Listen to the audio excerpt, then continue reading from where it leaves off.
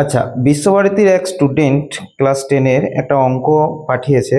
সেই অঙ্কটা আমরা এখানে করব। অঙ্কটার প্রবলেম হচ্ছে অঙ্কটার ভাষাতে, ঠিক আছে? অঙ্কটা ভাষাতে একটুকু এমনভাবে আছে যেটার জন্য একটুকু আমাদের অঙ্কটা করতে প্রবলেম হচ্ছে। তো অঙ্কটা দেখা যাক। একজন সেনাপতি তার সৈন্যগণকে 3 গভীর করে শূন্যগর্ভে বর্গাকারে সাজাতে পারেন।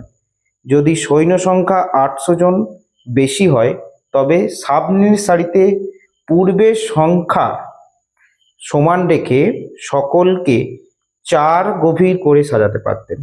তাহলে কতজন সৈন্য ছিল? তো এই যে 3 গভীর আর 4 গভীর, এই শব্দটার জন্যই অঙ্কটা একটুকু কঠিন মতো লাগছে।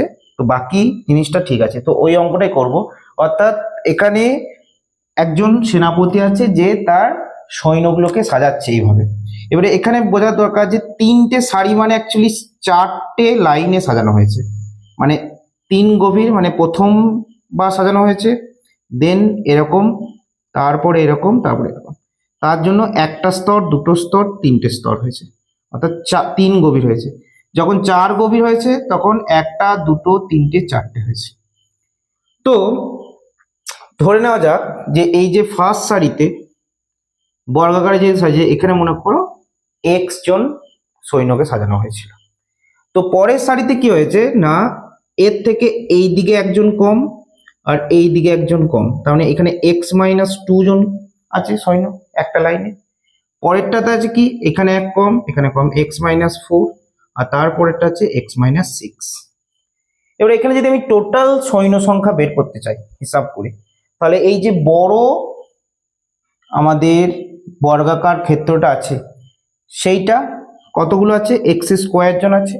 সেখান থেকে আমরা যদি ছোট স্কোয়ারটা বাদ দিয়ে দিই, অর্থাৎ x-6 তার হোল স্কোয়ার, এইটা হয়ে গেল এই 3 স্তরে যেটা সাজিয়েছে তার সৈন্য সংখ্যা। এটাকে আমরা নাম দিলাম S1। এটাকে যদি ক্যালকুলেশন করা যায় তাহলে কত হবে, x² - 12x + 36, অর্থাৎ 12x - 36। অর্থাৎ এই যে কতগুলো সৈন্য সংখ্যা ছিল সেখানে আমাদের টোটাল সৈন্য সংখ্যা আছে কত, 12x - 36। কি করে বের করলাম না, এই বড় স্কোয়ারটা অন্যভাবে বের করতে পারো, যে এটা এখানে আছে x জন, তাহলে টোটাল 4x হবে, এখানে 4 × x-2 হবে, এখানে 4 × x-4 হবে, 4 × x-6 হবে, টোটাল যোগ করলেও এটাই আসবে। ওকে, আর বিয়োগ করেও করতে পারো। এরপরে দ্বিতীয় যেটা ব্যাপার, সেখানে আরো 800 জন সৈন্য অ্যাড হয়েছে সেনাপতির কাছে। এখানে যতদিন ছিল অর্থাৎ S1 ছিল, এখানে আমি মনে করো S2 বলছি এটাকে, S1 আগে যা ছিল তার থেকে আরো 800 জন অ্যাড হয়েছে। এবং 800 জন অ্যাড হওয়ার জন্য আমার যেহেতু সামনের সারিতে আমি সেম সংখ্যক রেখেছি, কোশ্চেনে বলা আছে, সেহেতু স্তরটা বেড়েছে এবং সেই স্তরটার সংখ্যা 3 থেকে 4 হয়েছে। তাতে কি হলো, সামনের সারিতে এখানে যা ছিল এখানেও তাই আছে, এখানেও তাহলে x জন থাকবে, তাহলে এখানে কতজন থাকবে, x-2 জন, এখানে থাকবে x-4 জন, এখানে থাকবে x-6 জন, এখানে থাকবে x-8 জন।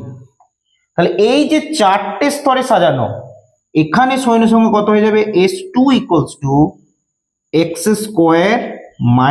- x-8 তার whole square, that is x² - x² - 16x - +64। অর্থাৎ হয়ে গেল কত, 16x - 64। তাহলে এখানে ছিল 12x - 36, এখানে হলো কত, 16x - 64। ওকে, তো এই দুটোর বিয়োগফল কত, 800, কারণ এখানে 800 জন বেশি আছে।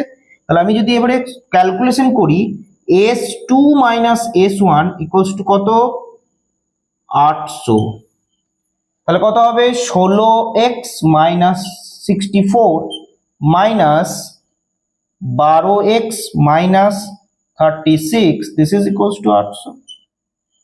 তাহলে এখান থেকে আমি পাচ্ছি কি, 4x - 28 বিয়োগ করলে বুঝতে পারবে, দ্যাট ইজ 800 ইমপ্লাইজ 4x = 428। তাহলে x = হয়ে গেল কত, 428/4 ইকুয়ালস টু 207 জন। অর্থাৎ এক্স এর ভ্যালু অর্থাৎ প্রথম সারিতে কতগুলো ছিল 207 জন, সেকেন্ড ক্ষেত্রে বা এক্স এর ভ্যালু হয়ে গেল কত 207 জন। এবারে যদি আমি টোটাল সৈন্য সংখ্যা বের করতে চাই তাহলে এখানে বসিয়ে দেবো। এখানে কতজন সৈন্য সংখ্যা ছিল, S1 ছিল 12x-36, তাহলে 12 ইন্টু 207 মাইনাস 36। আর যদি S2 বের করতে হয় তাহলে এই S1 এর সাথে আমরা 800 অ্যাড করে দেবো। তাহলে 12 দিয়ে গুণ করে দাও, 4 7 12 84, 4 হাতে রইল 8, 12 কে 12 8 বসে গেল, 12 দুগুণে 24 মাইনাস 36। ঠিক আছে, তাহলে কত হচ্ছে, তাহলে হচ্ছে তোমার 2448 জন। তাহলে কোশ্চেন দুই ভাবে আসতে পারে, এক বলতে পারে যে আগে কত সৈন্য ছিল আর এখন কত সৈন্য আছে। আগে কত সৈন্য ছিল হলে অ্যান্সার হবে 2448 জন, পরে যদি কোশ্চেন হয় তাহলে এর সাথে আরো 800 যোগ হবে। কোশ্চেনটার সমস্যা কিছু নেই, কোশ্চেনটা খুবই ইজি, খুবই সোজা অঙ্ক, কিন্তু ওই যে 3 গভীর 4 গভীর এবং 3 গভীর মানে আমাকে 4টে স্তরে সাজাতে হবে এবং 4 গভীর মানে হচ্ছে আমাকে 5টা স্তরে সাজাতে হবে। এই জায়গাটা একটু ক্রিটিক্যাল ব্যাপার, এই জায়গাটা না ভাবলে অঙ্কের অ্যান্সারটা ভুল হয়ে যাবে। স্তরের ব্যাপারটা বুঝতে হবে এবং অঙ্কটাকে ঠিকঠাক করে করলে এমনিতে খুবই ইজি অঙ্ক। এবং আমি যেটা বললাম যে তোমরা এইভাবেও না বের করে টোটাল অ্যাড করেও করতে পারো। ছবিটা এরকম হবে সাজানো হয়েছে এইভাবে, দেখবে যে কোনো সিনেমা টিনেমা যদি দেখেছো সেখানে দেখবে সৈন্য যখন সাজানোর ব্যাপার থাকে তখন দেখবে এইভাবে সৈন্য সাজায়। ঠিক আছে, যে মাঝখানটা হলো থাকে, মাঝখানটা ফাঁকা থাকে এবং চারিদিকে একটা মানে সৈন্যগুলোকে সাজানো হয়। ঠিক আছে, তো এইভাবে আমাদের সৈন্য সাজানো হয় এবং সৈন্য সাজানো দিয়ে এইরকম একটা প্রবলেম আমরা সলভ করতে পারলাম। ওকে, তো দেখো ভিডিওটা, সলিউশন হয়ে যাবে আশা করছি।